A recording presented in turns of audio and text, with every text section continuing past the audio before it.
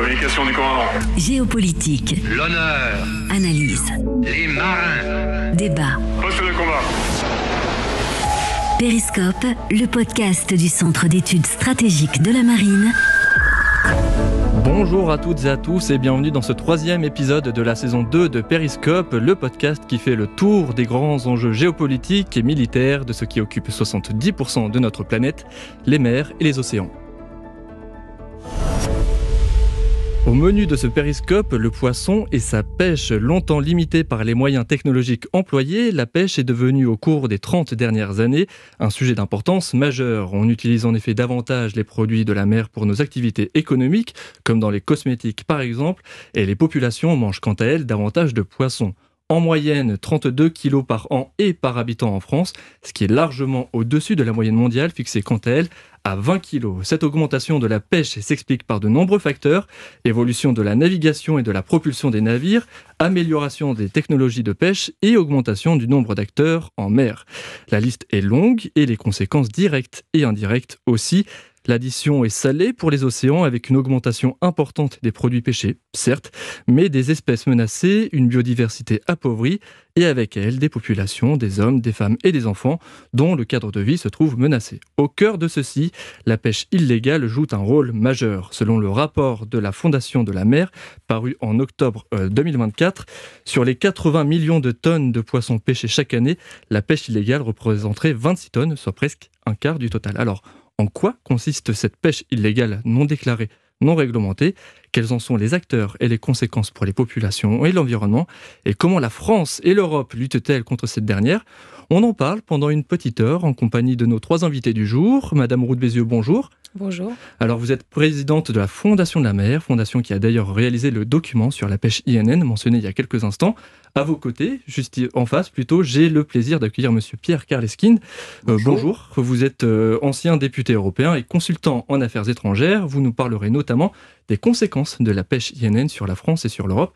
Enfin, monsieur le commissaire en chef de première classe Jean-Emmanuel Perrin, bonjour. Bonjour. Et vous êtes adjoint donc de l'action de l'État en mer auprès du sous-chef d'état-major opération navale. Et on parlera avec vous des actions de la Marine nationale contre la pêche INN. D'ailleurs, je précise aussi qu'on recevra l'aspirant Hugues pour la chronique L'œil du midship. Alors déjà, histoire de présenter un peu ce qu'est la pêche INN, pour qu'il y ait pêche illégale, il faut d'abord qu'il y ait pêche légale, c'est-à-dire un peu quel est le cadre légal de la pêche aujourd'hui. Madame Roux de Bézieux, par exemple. Alors, en France, la pêche est gérée dans le cadre de la politique commune des pêches, puisque dès la création de l'Europe, les États membres ont mis en commun leurs eaux pour avoir un espace maritime plus large et gérer ces ressources halieutiques, puisqu'évidemment les poissons ne connaissent pas les frontières des États membres, pour gérer ces ressources halieutiques de façon commune et de façon à les protéger. Au niveau mondial, c'est là que c'est beaucoup plus compliqué, puisque la pêche et l'océan relèvent de toutes les agences des Nations Unies.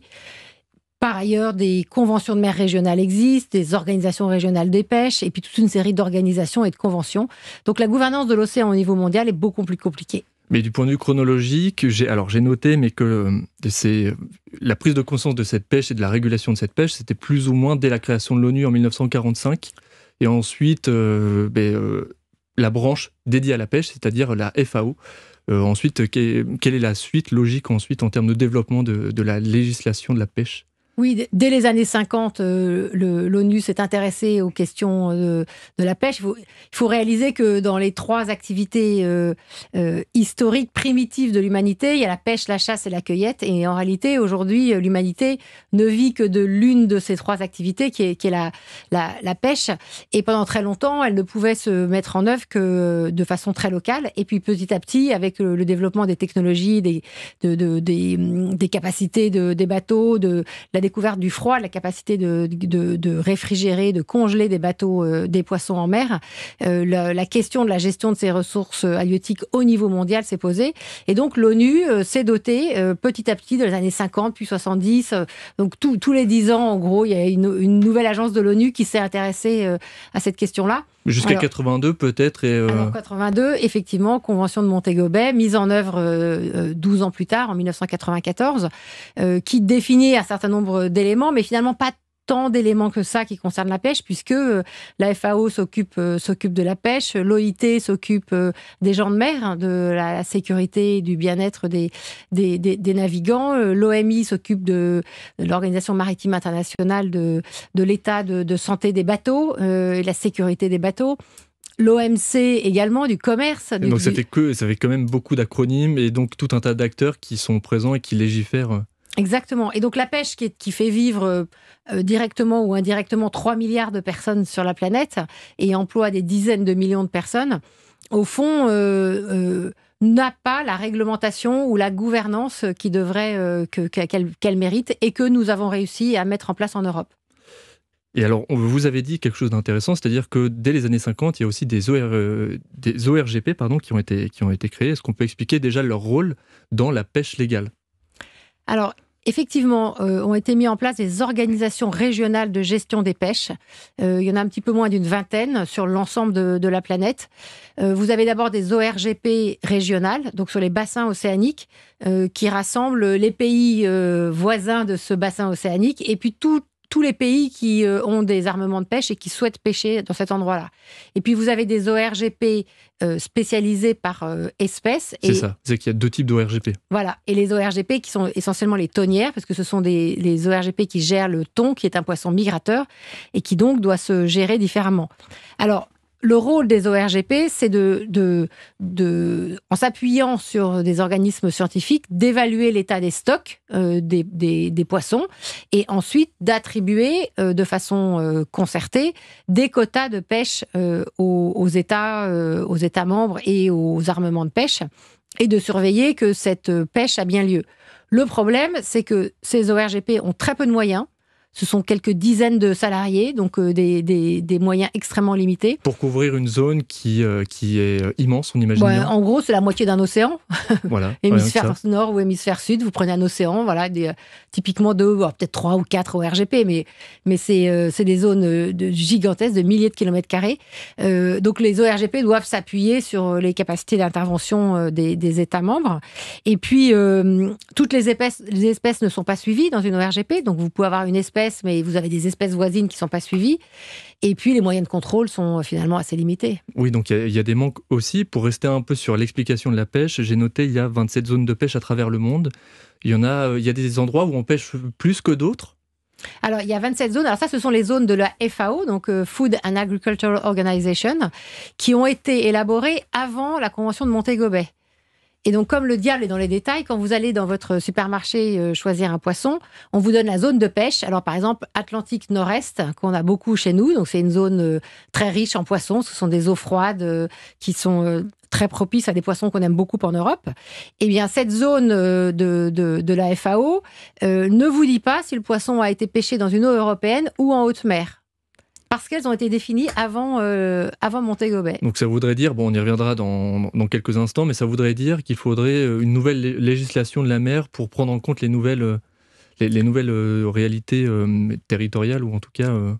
Pour que le consommateur connaisse vraiment l'origine du poisson qu'il consomme, effectivement, il faudrait préciser s'il est pêché dans les eaux européennes et donc sous réglementation européenne, ou alors en haute mer, avec une réglementation qui, vous l'avez compris, est beaucoup plus souple. Et il faudra aussi indiquer à quelle date le poisson a été pêché, parce que ça semble incroyable. On l'a sur, par exemple, le jour de ponte d'un œuf, mais on n'est pas capable de savoir quand un poisson a été pêché. Donc, il y a beaucoup à redire sur l'affichage consommateur. Et pour rester sur les poissons, j'ai noté 250 000 espèces de poissons qui peuplent l'océan. Quelques centaines sont seulement exploitées. Quels sont les poissons les plus pêchés ? Alors, le top 3 de la consommation, c'est thon, saumon, cabillaud. Et donc, ça, je vous parle de la France. Donc, ce sont les poissons favoris des Français. Le problème, c'est que ces poissons sont tous importés. Ils ne sont pas pêchés dans nos eaux. Et ce qui fait que, vous l'avez cité le chiffre, c'est 30 kilos par an et par habitant en France. Et plus des 2/3 de ces 30 kilos sont importés hors de France, alors que nous avons des eaux poissonneuses et un énorme espace littoral. Exactement, on est le 2e espace maritime au monde, juste derrière les États-Unis. Là, on a un peu parlé de la pêche légale. Maintenant, la pêche illégale, non déclarée, non réglementée. Est-ce qu'on peut expliquer ce que cet acronyme signifie ? Alors, INN, c'est illégal, non déclaré, non réglementé. Illégal, c'est tout simplement ce qui n'est pas conforme à la loi. Donc, c'est un poisson qui est pêché alors qu'il n'a pas le droit d'être pêché, qui est pêché au mauvais endroit, au mauvais moment, parce qu'il y a des périodes de fermeture de pêche, ou avec le mauvais engin de pêche. Donc ça, on est en dehors de la loi. Non réglementé, ce sont des poissons dont la gestion n'est pas prévue. C'est par exemple... dans les organisations régionales de gestion des pêches, vous avez quelques dizaines de poissons qui sont suivis, mais des milliers qui ne sont pas suivis. Et donc, on n'est pas capable de savoir s'ils sont pêchés au niveau du rendement maximum ou surpêchés. Et puis, non déclarés, ça c'est un des grands éléments de la pêche illégale, sont des poissons qui sont pêchés en mer et qui sont débarqués à terre sans être déclarés. Ou alors qui sont sous-déclarés ou déclarés sous une mauvaise nomination. Ce qui permet aussi de présenter un des modes d'action des pêcheurs illégaux, c'est-à-dire qu'il y a ce qu'on appelle le poisson fantôme. Exactement. Le poisson fantôme, c'est un poisson qui est pêché quelque part, qui est souvent transbordé dans un bateau-usine, transformé par exemple en farine de poisson ou mis en filet, et qui, quand il débarque quelque part, soit débarque dans un port où il n'est pas déclaré, soit est débarqué sous une mauvaise appellation, et donc c'est un poisson qui n'a jamais existé. Et pour rester un peu sur les modes d'action, quels sont les modes d'action employés par les pêcheurs illégaux ? Comment est-ce qu'on pêche illégalement actuellement ? Alors, on pêche illégalement en pêchant, comme je vous l'ai indiqué, au mauvais endroit, le mauvais poisson avec le mauvais engin de pêche. Et ce qu'on a pu identifier dans notre étude à la Fondation de la mer, c'est que c'est les grands armements, puisqu'il s'agit d'armements de pêche illégale, agissent comme des mafieux, comme des organisations mafieuses au niveau de la planète. Et donc, ce sont des flottilles entières de pêche qui vont... Ça représente quoi une flottille ? Ça représente combien de bateaux ? Ça peut aller jusqu'à une centaine de bateaux. Qui vont se mettre sur des zones, alors par exemple en frontière de ZEE, comme de la ZEE française, pour profiter d'une bonne gestion de nos eaux. Ils se mettent juste à l'extérieur, ils récupèrent de façon illégale des poissons qui sont pêchés dans nos eaux. Ce sont aussi des organisations qui embarquent de force des marins sur leur navire. Et beaucoup de journalistes ont fait des enquêtes, souvent à leur risque et péril, pour dénoncer cet esclavage moderne. Ce sont aussi des bateaux qui sont absolument pas entretenus, donc qui font courir des dangers très importants à leurs équipages, mais aussi à la biodiversité marine sur laquelle ils opèrent. Et puis, ce sont des bateaux qui déchargent leur cargaison de façon illégale. Et j'ai noté aussi le pavillon de complaisance. Est-ce que vous pouvez expliquer cette pratique qui est assez surprenante ? Alors, effectivement, le pavillon, c'est un sujet un peu technique. Tous les bateaux doivent porter un pavillon, c'est un drapeau, le drapeau de leur état de rattachement. Et le contrôle fait sur ces bateaux relève de l'état qu'on appelle l'état du pavillon, donc l'état dont le bateau porte le pavillon. Et certains États sont moins regardants sur le respect des lois que d'autres États. Et c'est ce qu'on appelle un pavillon de complaisance. Et d'ailleurs, vous avez cité un mot qui est important et qui permet aussi d'élargir un peu le sujet de la pêche illégale. On ne pêche pas illégalement qu'en mer. La pêche illégale, ça concerne aussi les ports. Est-ce qu'on peut expliquer la manière dont la pêche illégale se pratique dans les ports, par exemple ? Alors, ce qui se passe dans les ports, c'est des pratiques mafieuses. C'est des vastes opérations de corruption de fonctionnaires, de corruption de politiques, d'hommes politiques ou de femmes politiques, et qui se mettent d'accord pour fermer les yeux sur des déchargements illégaux. Donc, ça peut être ce que j'ai mentionné tout à l'heure, mais ça peut être aussi des ailerons de requins qu'on n'a pas le droit de décharger. Ça peut être des prises accidentelles qui ne sont pas déclarées non plus. Donc, ce sont des pays ou des ports qui, entre guillemets, se spécialisent parce que ce sont des commerces extrêmement juteux, extrêmement profitables. Est-ce qu'on peut donner des chiffres un peu de ce que ça représente un peu en termes de gains potentiels ? On parle de milliards de dollars qui sont dans cette activité. D'autant plus que la pêche illégale est souvent liée à d'autres trafics. Donc le trafic de personnes par l'esclavage moderne, mais aussi le trafic de drogue. Et la Marine nationale arraisonne régulièrement des bateaux de pêche, entre guillemets, qui transportent également de la drogue. Et pour rester un peu sur ce sujet, qui pêche d'ailleurs illégalement ? Vous avez parlé d'État notamment. Est-ce qu'il y a des acteurs non étatiques présents, peut-être, monsieur le commissaire en chef ? On a potentiellement toute une typologie de pêcheurs illégaux.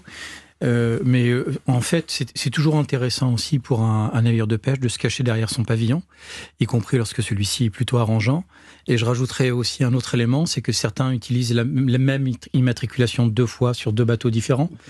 Et donc toujours ça aussi avec une certaine complaisance de l'état du port. Donc en fait, il y a un contournement régulier et allègre des règles d'immatriculation, de pavillonnage, etc. Donc en fait, on peut avoir aussi des navires sans pavillon. Ou alors des navires qui battent un pavillon sans qu'ils puissent justifier leur attachement à ce pavillon-là par manque de documents d'immatriculation. Donc il y a vraiment toutes les catégories possibles. Et des acteurs étatiques, est-ce qu'on a des indices sur les pays qui pêchent le plus illégalement, par exemple ? Alors, je ne vais pas dénoncer des États, je pense que ce n'est pas mon rôle de le faire, mais les études et des enquêtes de presse mettent le doigt sur la Chine, sur le Japon, sur les yakuza japonaises. C'est ça, la Chine qui est un des plus gros pêcheurs au monde aussi, 15% de la pêche est pêchée par la Chine. Oui, la Chine est le premier pêcheur au monde, et puis beaucoup de petits pêcheurs font état de flottilles très importantes de bateaux de pêche chinois qui pratiquent d'une intimidation réelle à leur égard. Et d'ailleurs, ça permet aussi de parler d'un autre sujet, de commencer un peu à aborder les conséquences sur les pays et les populations côtières. Pour ça, je vous propose d'écouter un extrait d'un reportage réalisé par la chaîne VOA Afrique. On va écouter le témoignage de Lorraine Young. Elle était chercheuse et analyste au Royal United Services Institute à Londres, et elle est notamment spécialisée dans le crime transnational organisé. Poursuivre ces stocks de poissons au fur et à mesure qu'ils se déplacent. Et il y a des prédictions ou évidemment des inquiétudes selon lesquelles ils se déplaceront à travers les frontières maritimes existantes et les acteurs INN les poursuivront à travers ces frontières. À mesure que les moyens de subsistance deviennent plus vulnérables, ils peuvent commencer à s'engager davantage dans des pratiques INN telles que des pratiques de pêche perturbatrices ou à s'engager également dans d'autres types d'activités criminelles. Il existe également un lien avec d'autres types de crimes comme les stupéfiants, la traite des êtres humains, les abus de main-d'œuvre. Donc, si on écoute cette chercheuse, la pêche INN peut amener des populations côtières à migrer vers d'autres types de crimes. Ça nous permet aussi d'aborder dans cette partie 2 les causes et les conséquences de la pêche illégale pour les populations notamment. Si on lit votre rapport, Madame Ruth Bézieux, c'est un phénomène quand même mondial. La pêche INN, ça amène d'autres types de criminalité. Comment est-ce qu'on passe finalement de ce secteur de la pêche illégale à la criminalité comme de l'esclavage moderne, par exemple ? En fait, pour mener des activités illégales, il faut mettre en place, alors j'ai pas beaucoup d'expérience à titre personnel, mais il faut mettre en place toute une série de dispositifs. Donc vous avez des bateaux dont la numérotation est hasardeuse, comme ça a très bien dit tout à l'heure, où la numérotation peut changer. Vous avez et des bateaux qui ne rentrent pas dans les réglementations de sécurité. Vous avez des équipages illégaux. Vous avez des pavillons hasardeux. Donc vous mettez autour de l'activité de pêche illégale toute une série d'activités illégales. Et c'est la raison pour laquelle la stratégie que propose la Fondation de la mer s'appelle la stratégie Al Capone. Al Capone, il a été attrapé, comme vous le savez, non pas parce qu'il pratiquait la prohibition, il ne répondait pas ou il ne respectait pas la loi sur la prohibition, mais il a été attrapé pour fraude fiscale. Et donc le raisonnement pour combattre la pêche illégale, c'est vraiment d'aller identifier tout ce qui va autour du poisson lui-même pour intercepter ces escrocs. Ok, et en termes d'acteurs, on a dit donc il y a des acteurs étatiques, non étatiques, et il y a aussi donc des gains potentiels. Vous avez dit quelques milliards, j'ai noté entre 8 et 19 milliards d'euros, un chiffre quand même assez conséquent si on en juge. Est-ce que vous pensez que même ça peut motiver certaines personnes à se lancer ? Qu'est-ce que vous en pensez, Pierre Karleskind ? J'en pense qu'il vaut mieux pas trop les motiver à y aller, mais vous avez raison de faire remarquer que c'est un commerce malheureusement très juteux.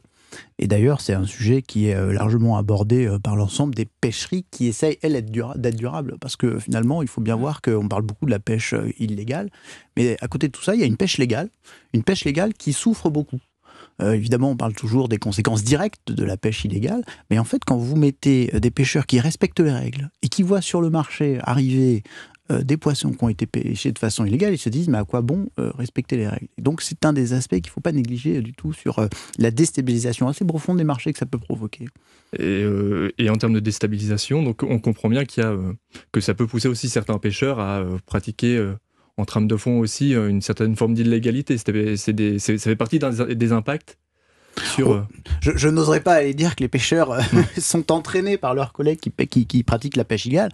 Ce qui est certain, c'est qu'en fait, s'il n'y a pas à un moment de la part de l'État du pavillon, ou bien de l'État côtier dans lequel la pêche se déroule, une action forte qui est visible avec des résultats concrets, effectivement, les uns et les autres vont se demander est-ce que j'ai un intérêt à respecter les règles.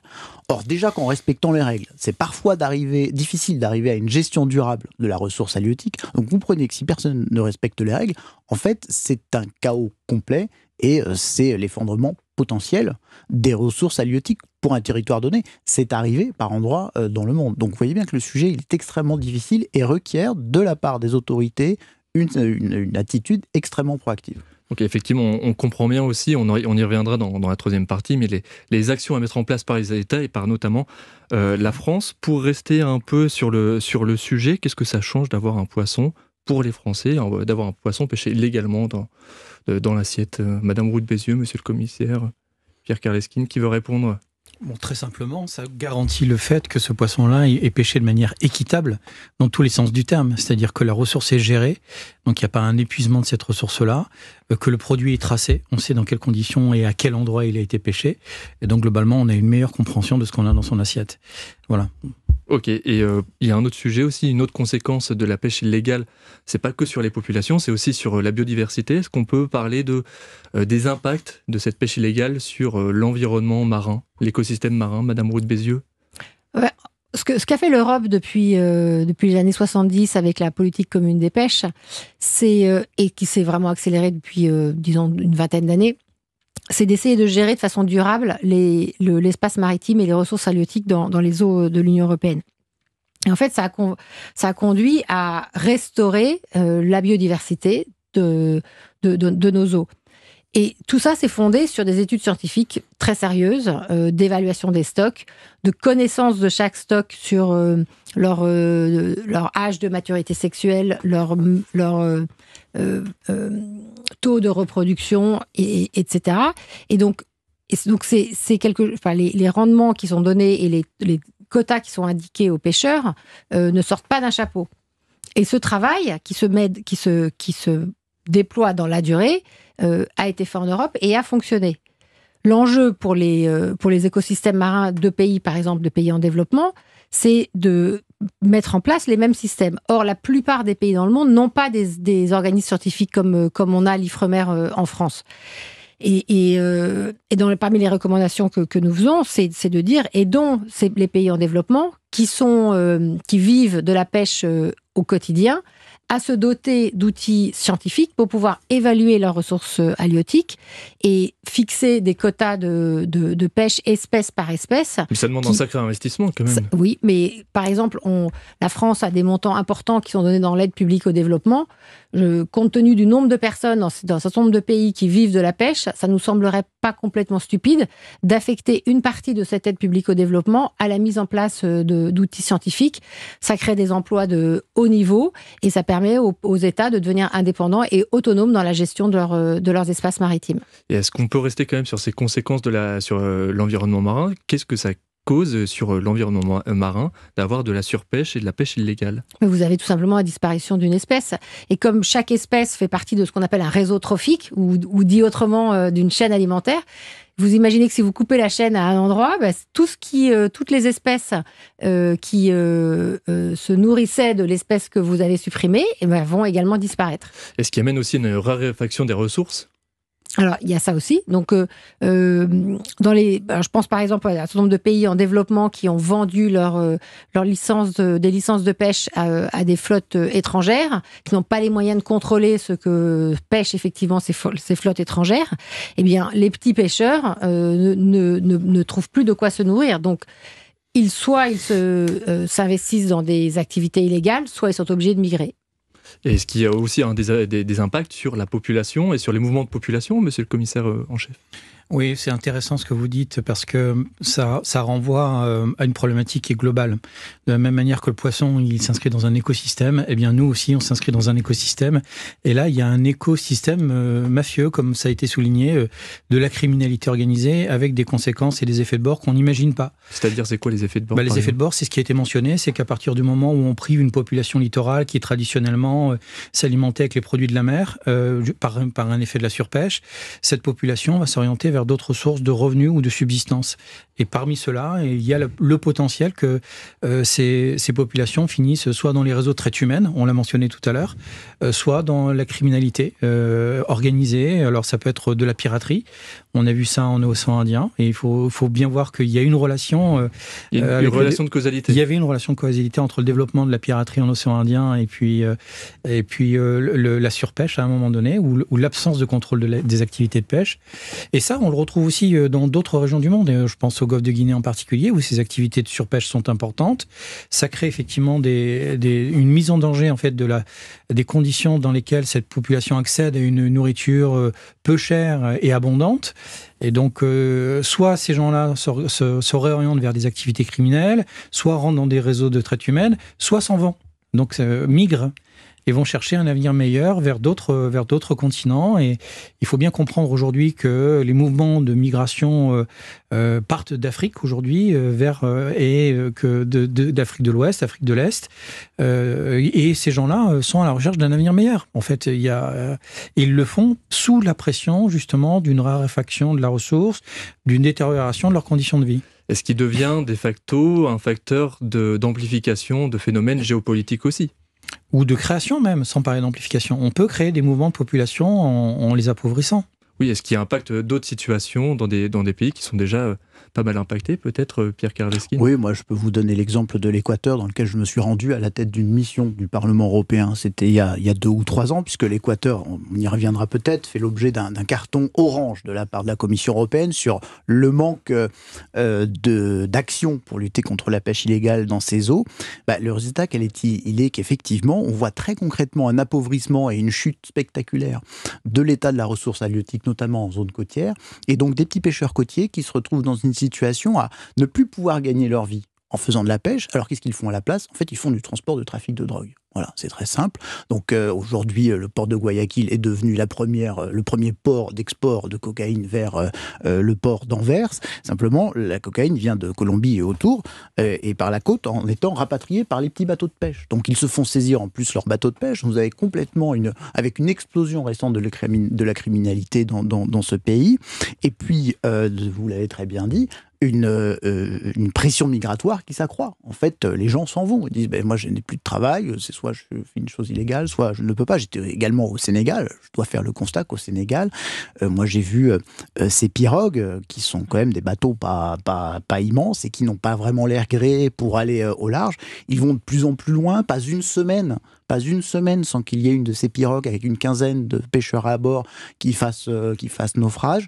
Et puis, vous avez toute cette côte africaine qui ressent directement ces navires qui ont plusieurs fois le même numéro d'immatriculation à l'OMI. Moi, j'ai entendu jusqu'à 5 fois le même bateau qui avait le même numéro et qui est donc dans cette situation de surpêche.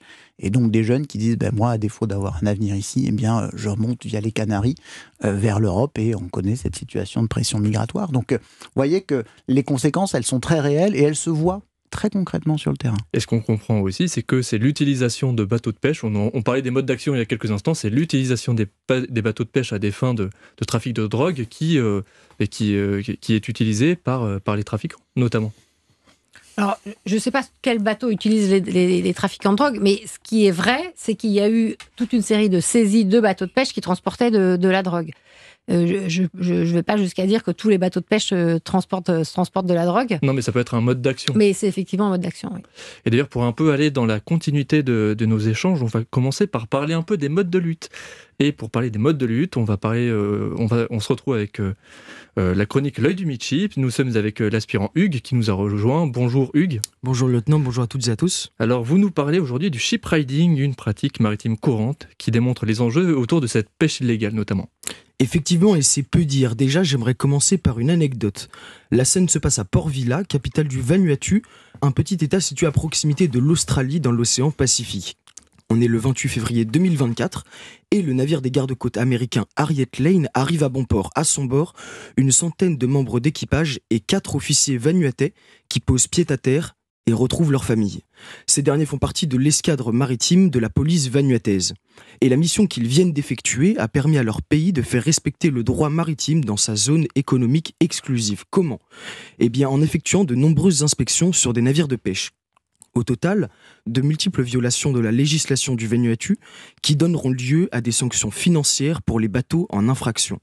Le shipriding, c'est donc le fait de patrouiller dans les eaux territoriales d'un autre État avec un officier local à bord pour mener des contrôles judiciaires. Et là, on touche du doigt quelque chose d'important. Les États-Unis ont pu, de manière tout à fait légale, patrouiller dans les eaux du Vanuatu. Qui plus est, ils ont effectué des opérations de contrôle en mer avec l'accord de ce pays. Mais est-ce une pratique uniquement réservée aux États-Unis ? Non. Pour ce qui est de la coopération avec le Vanuatu, la France, la Nouvelle-Zélande et l'Australie peuvent aussi effectuer des opérations similaires. Ces différents États sont regroupés au sein d'un groupe de coordination, le Pacific Quadrilateral Defense Coordination Group. Ils effectuent régulièrement des exercices et des missions dans la zone. Par exemple, 2 jours avant l'arrivée du Harriet Lane à Port Vila, la Marine nationale avait participé à la même mission depuis les airs avec un avion de surveillance maritime. En coopérant avec les marines de ce groupe de coordination, elles envoient un message fort.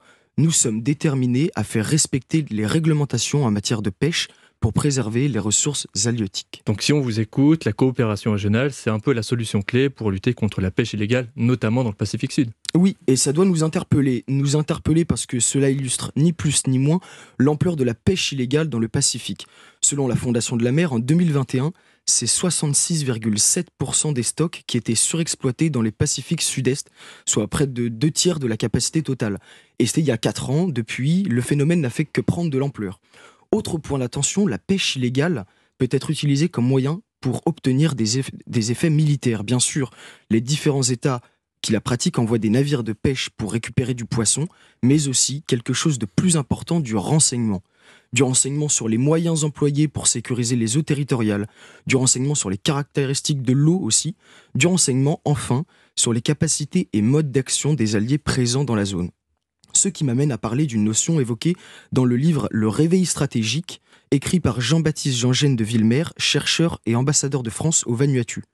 Dans son essai, ce chercheur parle de l'arsenalisation du monde, un concept qui caractérise le fait d'utiliser tous les moyens, civils et militaires, pour affaiblir son adversaire.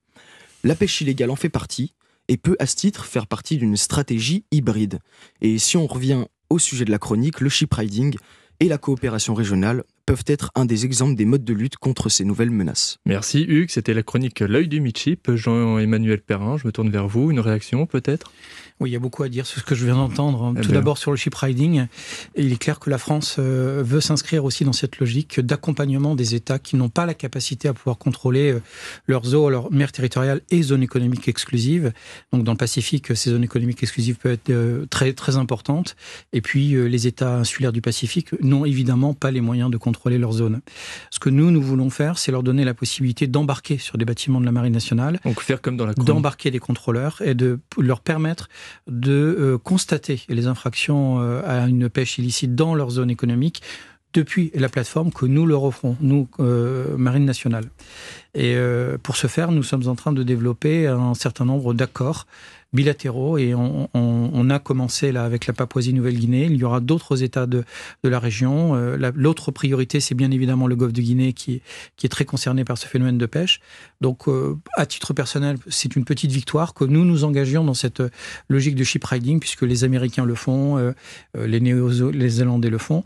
Et ce qui est assez intéressant de noter, c'est que vous avez certainement noté que les autorités chinoises s'étaient élevées justement contre cette pratique du shipriding en expliquant qu'elle n'était pas conforme au droit international. Ce qui était assez drôle, j'ai trouvé. Mais si ça gratte, c'est que c'est efficace.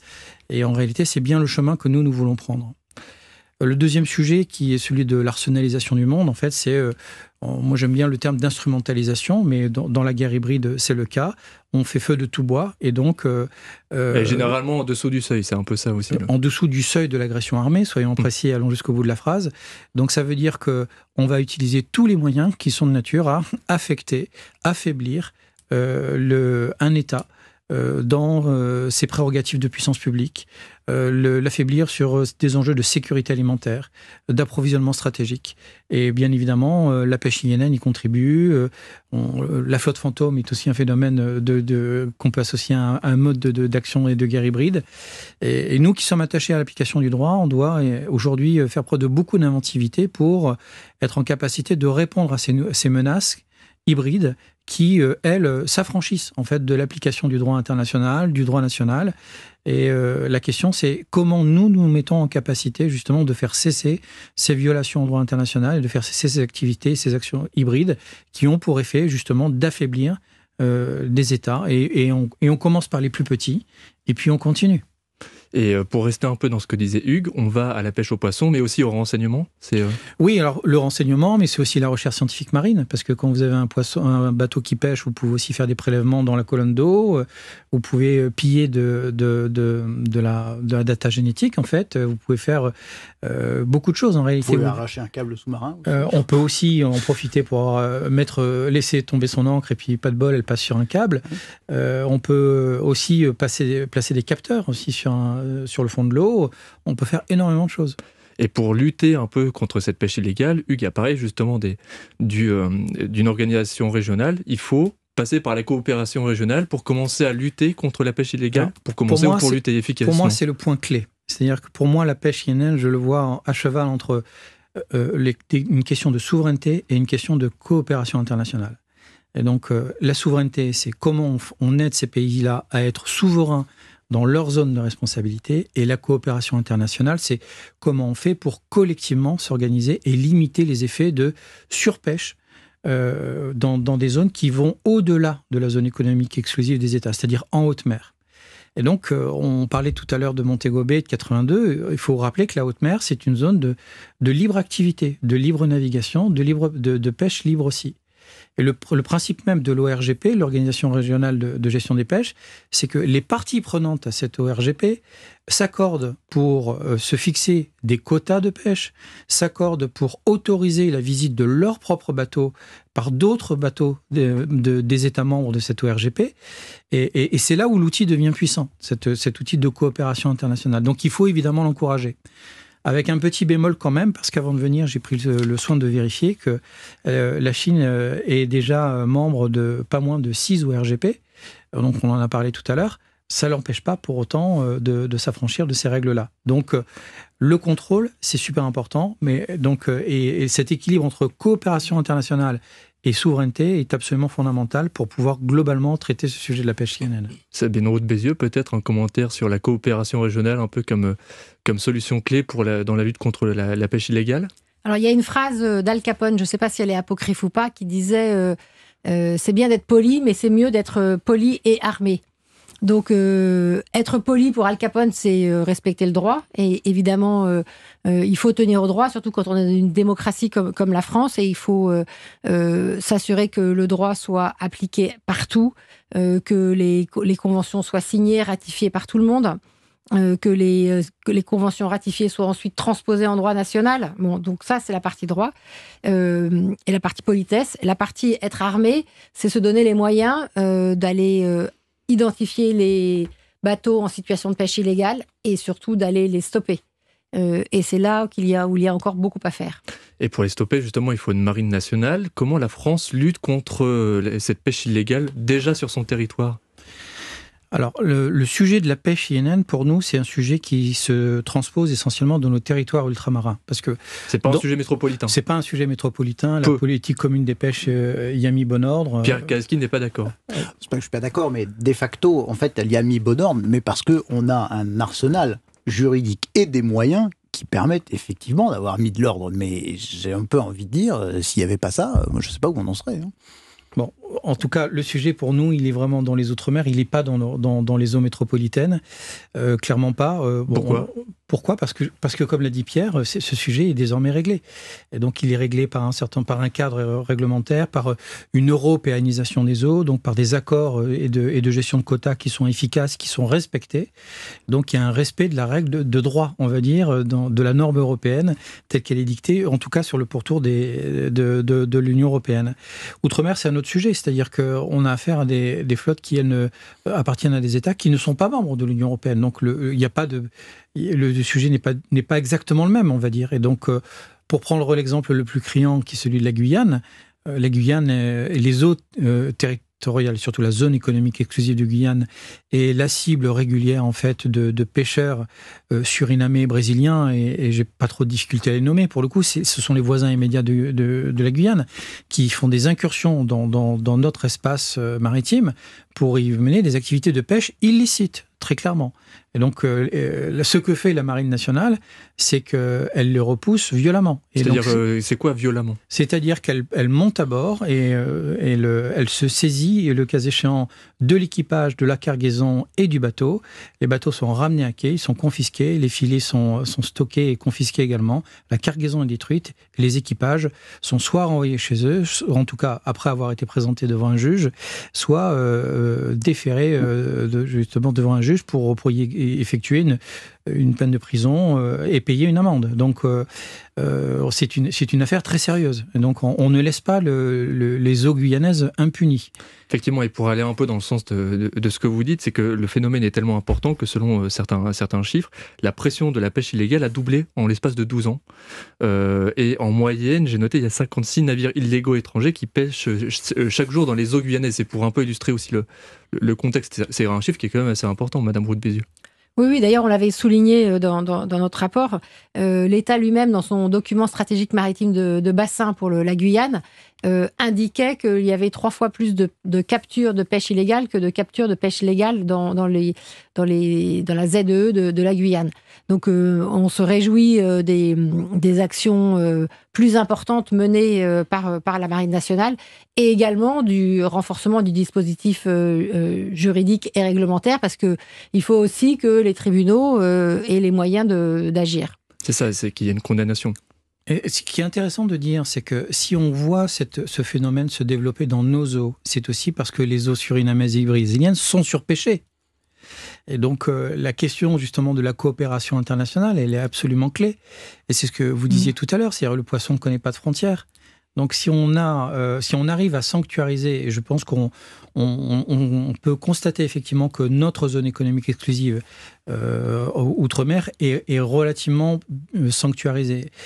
Il n'empêche qu'on voit aussi des regroupements de pêcheurs en limite de zone économique exclusive, mais qui vont pêcher ce poisson-là, qui avait peut-être vocation à venir à traverser notre zone économique exclusive et à contribuer à la chaîne alimentaire, etc. etc. Donc, on ne peut pas se limiter simplement à avoir une approche géographique et tenir compte des limitations maritimes.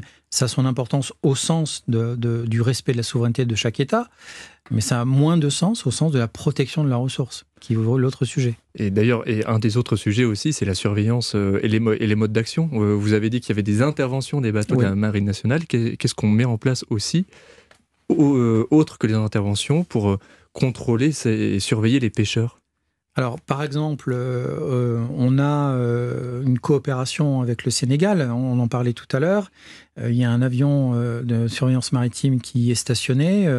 Il n'est pas rare que cet avion de surveillance maritime, qui est avant tout dédié aux opérations de sauvetage en mer, mais embarque à son bord un contrôleur sénégalais pour lui permettre justement de constater la présence ou non d'ailleurs de pêcheurs illégaux dans la zone économique exclusive sénégalaise. Donc là, on est sur le volet renforcement de la souveraineté par le biais de la coopération. Et ça, la France le fait aussi dans l'océan Pacifique, que ce soit que les moyens de la Nouvelle-Calédonie, les moyens maritimes de la Marine nationale en Nouvelle-Calédonie ou en Polynésie française, contribuent à des actions au profit des organisations régionales de pêche en faisant des contrôles en haute mer dans le cadre de ces ORGP. Et elles le font de manière régulière. Ce sont des opérations constantes. Et ce qui fait aussi la force de la Marine nationale, c'est que quand un bateau navigue, il est multitâche. Et c'est son grand avantage, c'est-à-dire qu'il peut mener une opération militaire de transit, mais il peut aussi garder les yeux ouverts sur l'état du trafic maritime et rapporter en fait une situation qui lui paraîtra normale. Donc à chaque fois qu'un bâtiment de la Marine nationale prend la mer, il contribue à la surveillance de l'espace qu'il contrôle. Exactement. Et vous avez parlé des ORGP, est-ce qu'on peut aussi aborder d'une certaine façon les problèmes que posent ces ORGP? C'est-à-dire on constate bien que tout ceci est extrêmement juridique. Comment est-ce qu'on fait pour réguler davantage? Vous avez dit que c'était la solution clé. Est-ce qu'il y a peut-être des insuffisances à certains égards de ces ORGP? Alors, Madame Roth-Bézieux. Oui, en juin se tient à Nice la 3e conférence de l'ONU pour l'océan qu'on appelle UNOC, UNOC 3.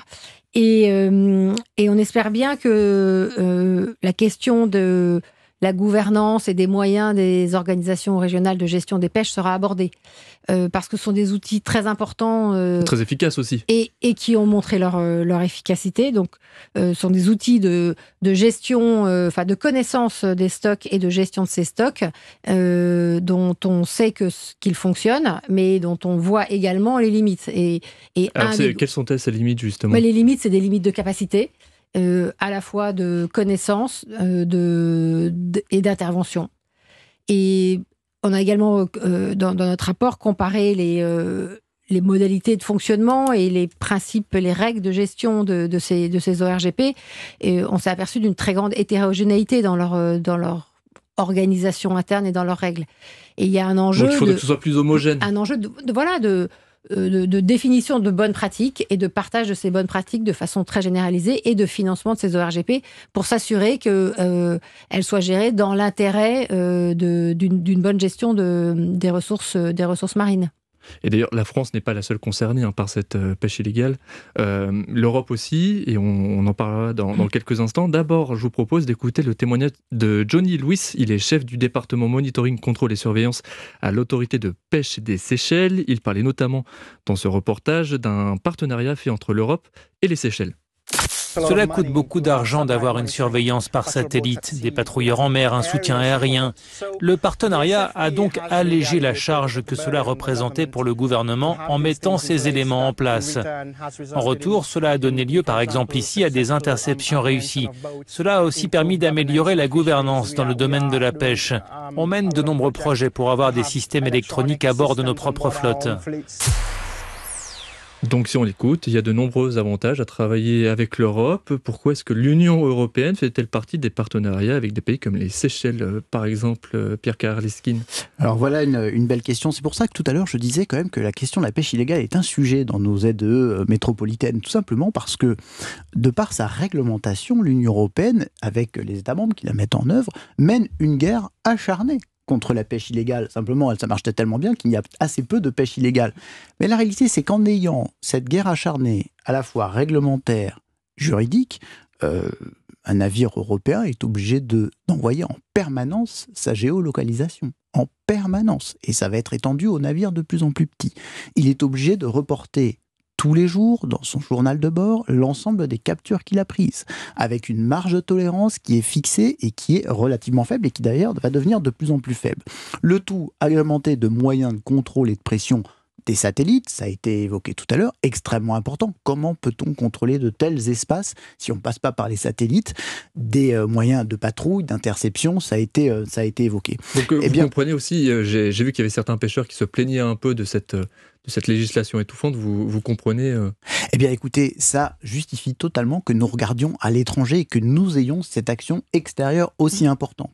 C'est pour ça que l'Union européenne peut parler fortement dans les ORGP en disant mais moi, quand mes bateaux sont au milieu de l'océan Indien en train de pêcher le thon, je leur impose la géolocalisation en permanence, le reporting de toutes les prises, la marge de manœuvre, la marge de tolérance relativement faible. Donc je suis en droit, si vous voulez accéder à mon marché, d'exiger que vous aussi, donc en parlant aux autres partenaires des ORGP, que les autres aussi respectent ces dispositions.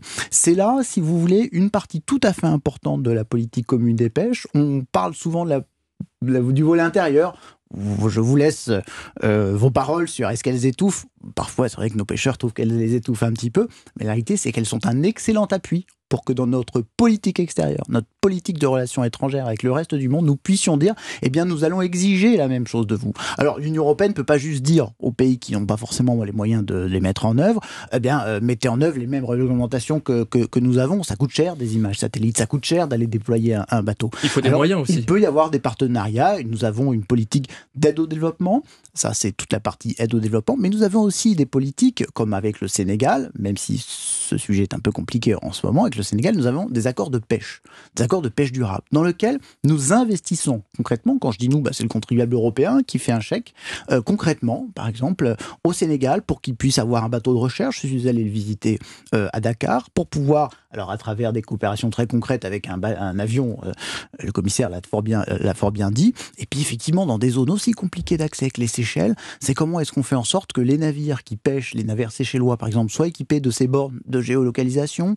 Comment est-ce qu'on fait en sorte que, notamment, par exemple, les dispositifs de concentration du poisson puissent être suivis pour l'ensemble de ceux qui les utilisent. Donc vous voyez, l'Union européenne, elle a une action extérieure, et ça a été très bien rappelé tout à l'heure. 2/3 de ce que nous consommons vient de l'extérieur. Donc si nous nous copions que de ce qui se passe à l'intérieur, nous passerions à travers 2/3 de l'action et de l'influence, de l'impact que nous avons dans le monde. Sabine Roux-de-Bézieux, peut-être un commentaire sur... Moi, je suis tout à fait d'accord avec ce que vient de dire Pierre. L'Europe a pris au sérieux sa volonté de mieux gérer ses ressources halieutiques. Et quand, il y a 25 ans, on avait 70% d'espèces qui étaient surexploitées en Europe, aujourd'hui, on a 30%. Donc, on a inverser les pourcentages. Alors on peut... Ce qui traduit aussi l'impact des mesures prises en Exactement. Europe. Alors on peut se dire c'est encore trop, 30%, et je suis d'accord, c'est encore trop, mais voilà, regardons aussi regardons le verre à moitié plein et regardons le chemin parcouru pour les pêcheries européennes. Et c'est tout à fait normal que l'Europe, comme premier importateur mondial de produits issus de la pêche en mer, utilise la force de son marché pour faire progresser les pays avec son système de carton jaune, orange et rouge. Est-ce qu'on peut l'expliquer d'ailleurs, ce système de carton, Pierre Karleskind? Oui, alors il y a quelques années, l'Union européenne s'est dotée d'un règlement qu'on appelle le règlement INN, dans lequel en fait les législateurs ont demandé à la Commission tout simplement, vous allez évaluer tous les États du pavillon. C'est-à-dire les États qui autorisent leurs bateaux à aller pêcher à droite à gauche, en haute mer ou pas en haute mer d'ailleurs, c'est partout. Et vous allez regarder si les États ont une législation suffisante en termes de contrôle des pêches et la mettent en œuvre. Donc 2 critères, est-ce que la législation existe, est-ce qu'elle est mise en œuvre? Et sur la base d'une évaluation qui est faite régulièrement, la Commission européenne met des cartons verts pour ceux qui ont une législation correcte et qui la mettent en œuvre, orange pour ceux qui ont une législation qui est un peu pas complètement aboutie et qui ont un peu de difficulté à la mettre en œuvre, et rouge pour ceux qui sont clairement pas coopératifs, c'est-à-dire ceux qui ne font absolument aucun effort. Il y a aujourd'hui une bonne dizaine de pays qui ont un carton rouge. Notamment le Cameroun, c'est ça? Alors je vous avoue que j'ai plus j'aurais dû réviser avant de venir. Je veux pas dire de bêtises, j'avais plutôt Trinidad et Tobago en tête, puisque ça fait partie de ceux qui ont été attribués récemment. Alors cela, c'est pas compliqué. Il est absolument interdit à ces pays d'exporter du poisson vers l'Union européenne. Fermeture de la frontière. De la même façon, si des navires sont rapportés dans les ORGP comme ayant eu des pratiques de pêche illégales, l'Union européenne ferme ses frontières aux produits qui viennent des produits de la pêche qui viennent de ces navires. Donc vous avez un outil extrêmement puissant.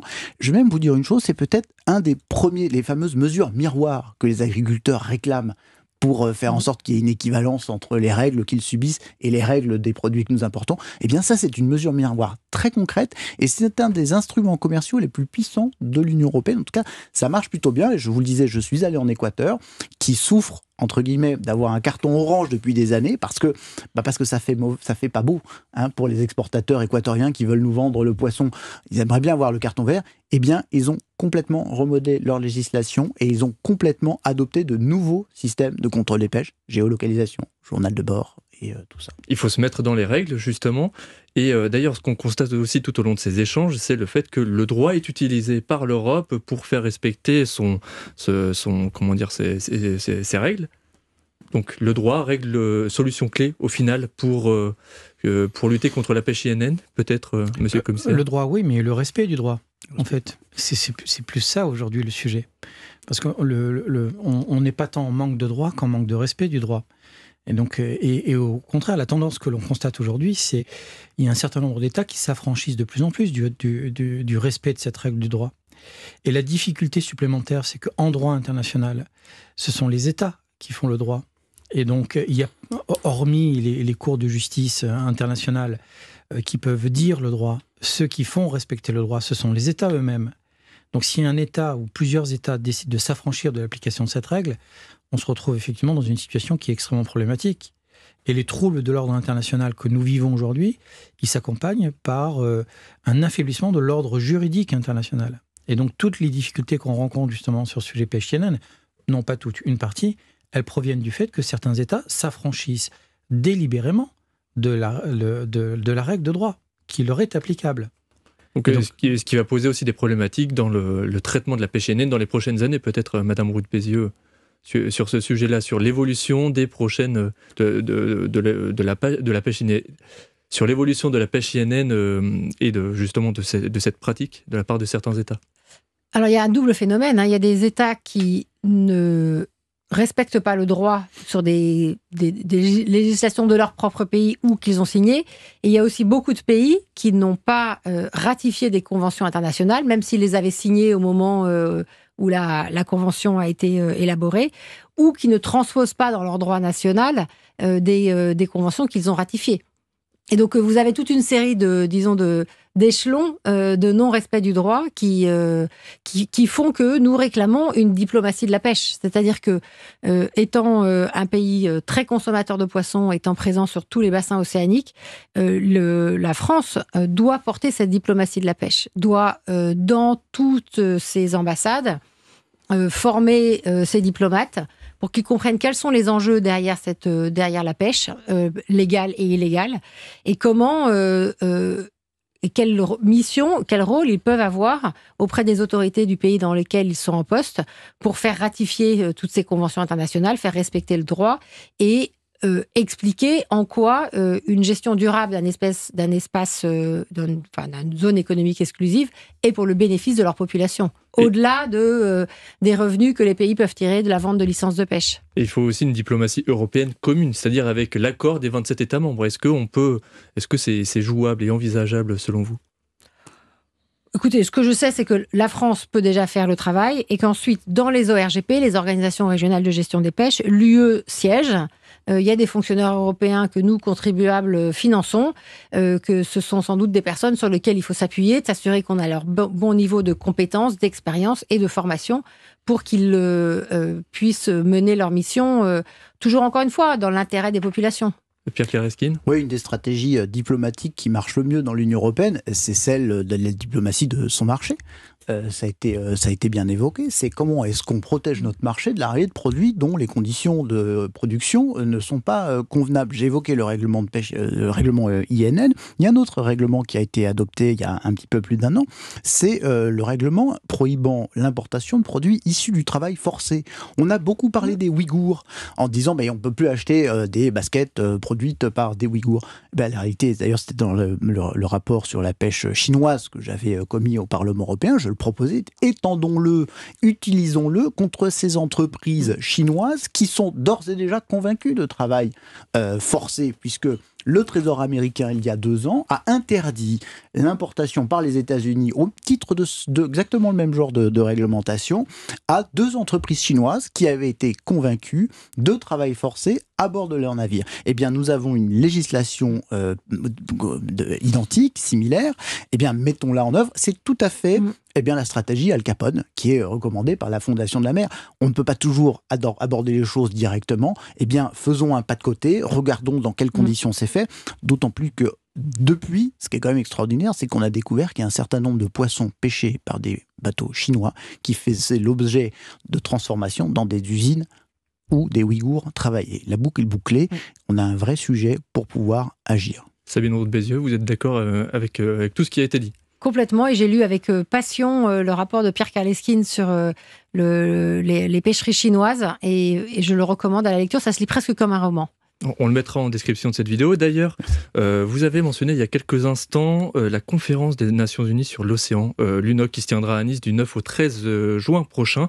Et j'aimerais qu'on termine par les 89 propositions que vous faites dans votre rapport complet. On ne va pas parler des 89, mais j'aimerais avoir votre ressenti et, selon vous, les 3 grands axes à pousser dans les 10 prochaines années pour lutter efficacement contre cette pêche illégale. Quels sont parmi les 89 propositions, ou en tout cas les 3 grands axes à pousser dans les 10 prochaines années pour améliorer la gestion de la pêche légale et donc la lutte contre la pêche illégale? Je pense que la première chose, c'est de la sensibilisation, de la formation, de la connaissance. Parce que quand on ne comprend pas pourquoi la pêche illégale est un problème, quand on pense que c'est juste pas bien, on ne prend pas le sujet au sérieux. Depuis 30 ans, la quantité ou le tonnage de capture en mer ne bouge pas. On est à 80 millions de tonnes, plus ou moins, depuis 30 ans. Qu'est-ce que ça signifie ? Ça signifie que malgré l'effort de pêche qui n'arrête pas d'augmenter, c'est-à-dire le nombre de bateaux, la puissance des bateaux, le nombre de jours qui passent en mer, malgré tout ça, eh bien, on ne pêche pas plus de poissons. Donc peut-être qu'il y a potentiellement moins de poissons déclarés aussi. Peut-être que ça peut aussi se jouer. Ce qui se passe, donc, c'est l'aquaculture, évidemment, mais c'est aussi l'augmentation phénoménale de la pêche illégale. La pêche illégale, c'est, on pense, entre 19 et 26 millions de tonnes. Donc, en gros, 1 poisson sur 5 que l'on pêche vient de la pêche illégale.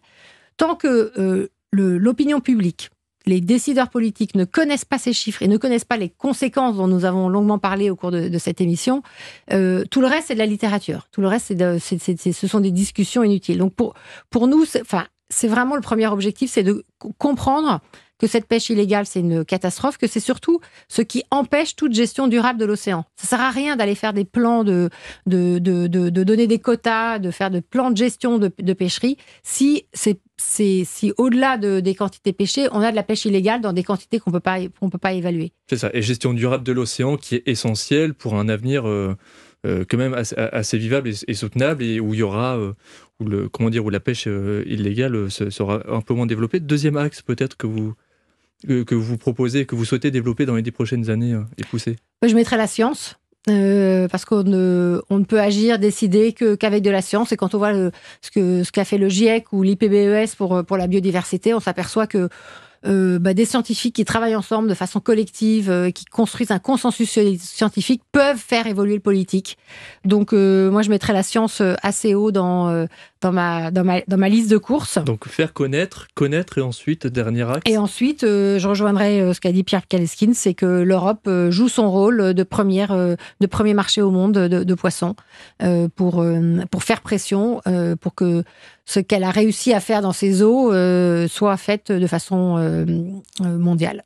D'accord. Et pour terminer quand même un peu, pour parler de ce qui se passe actuellement, vous parliez justement de cette logique de puissance, monsieur le commissaire en chef, quand il y a le droit international qui est de plus en plus contredit, ou en tout cas où il y a une logique de puissance qui est de plus en plus importante, comment faire avec des acteurs qui sont de plus en plus désinhibés, notamment monsieur le commissaire? Je veux juste compléter juste avant ce qui vient d'être dit sur les différents actes. Moi, j'en voyais un que je trouvais intéressant à évoquer, c'est de dire qu'on n'aborde plus seulement la pêche INN comme une problématique de sécurité alimentaire, mais comme une problématique de sécurité tout court. Justement par l'enchaînement des effets négatifs que ce sujet peut avoir. Si on aborde la pêche INN comme un enjeu de sécurité, alors peut-être qu'on aura un regard différent. Et peut-être plus de moyens aussi, peut-être que ça peut plus de moyens qui seront consacrés, peut-être une autre approche justement sur ce sujet. Pour revenir à votre question, comment est-ce qu'on lutte contre ces phénomènes d'instrumentalisation du droit, d'arsenalisation ? D'abord, c'est name and shame. Je trouve que c'est assez efficace. C'est dénoncer systématiquement en fait les abus de droit auxquels on est confronté. Les Philippines le font très bien vis-à-vis de la Chine en mer de Chine méridionale. Il faut le dire quand la règle de droit n'est pas respectée et il faut le faire savoir. Et c'est important. Maintenant, on se rend compte que ça n'est pas toujours suffisant, parce que quand un tribunal arbitral international rend une sentence qui elle-même n'est pas respectée, on peut se poser des questions justement sur la force du droit. Eh bien, il faut être inventif et créatif sur les moyens qui nous permettront justement de faire cesser concrètement les moyens du contournement de ce droit. Donc le ship riding notamment ? Ça peut être le ship riding, mais ça peut être tous les moyens possibles. Soyons aussi hybrides et créatifs qu'on peut l'être. C'est lutter contre le travail forcé, lutter contre les doubles immatriculations, mettre en avant le fait qu'un navire qui ne bat pas légitimement le pavillon d'un État est en infraction. Mettons de notre côté tous les avantages. Faisons en sorte qu'un navire qui ne respecte pas les règles de sécurité en termes de navigation ne reparte pas en mer. Donc garder les navires à quai. C'est ça. Donc, et puis, il y a une chose qui me paraît absolument essentielle. On en a un petit peu parlé, mais pas beaucoup. On peut en parler si vous le souhaitez. C'est simplement dire qu'il faut lutter contre le phénomène de corruption au sein des appareils étatiques qui sont concernés par ce sujet de la pêche INN. Et ça, c'est un sujet qui est justement là aussi très transverse et sur lequel on doit faire effort. Alors, c'est pas la mission de la Marine nationale, mais ça passe aussi par là. Donc, quand je dis sécurité alimentaire, parler de sécurité, eh bien, la sécurité, elle est globale, elle est sécurité nationale, sécurité internationale. Eh bien, ce sera le mot de la fin. Merci à tous les invités présents ici. Il y avait autour de cette table Madame Roux de Bézieux, présidente de la Fondation de la Mer, fondation qui a d'ailleurs, je le redis, réalisé un document complet sur la pêche INN disponible sur votre site et en description de cette vidéo. Merci Madame. À vos côtés, il y avait aussi monsieur... en face de vous, plutôt, il y avait monsieur Pierre Karleskind, merci. Je rappelle que vous êtes un ancien député européen et actuellement consultant en affaires étrangères. Et enfin, il y avait, juste à vos côtés, justement, monsieur le commissaire en chef de première classe, Jean-Emmanuel Perrin, merci à vous. Je rappelle que vous êtes adjoint action de l'État en mer auprès du sous-chef d'état-major opération navale. Je précise aussi que la chronique L'œil du Midship était assurée cette fois-ci par l'aspirant Hugues. Merci Hugues. Tu es journaliste et podcasteur au Centre d'études stratégiques de la Marine, le CESM. D'ailleurs, chers auditeurs et auditrices, cet épisode est disponible dès à présent sur toutes les plateformes de podcast ainsi que sur la chaîne YouTube de la Marine nationale. Horizon Marine, c'est actuellement un podcast par semaine publié le jeudi matin à 7h. Je vous donne donc rendez-vous jeudi prochain à 7h pour un nouveau podcast sur Horizon Marine, la chaîne des podcasts de la mer, du fait maritime et de ses acteurs, une production du Centre d'études stratégiques de la Marine.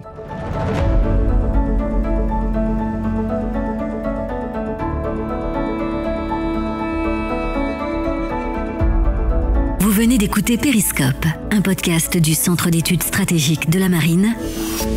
Ce podcast et tous les podcasts du CESM sont disponibles dès maintenant sur vos plateformes d'écoute habituelles et sur cesm.marine.défense.gouv.fr.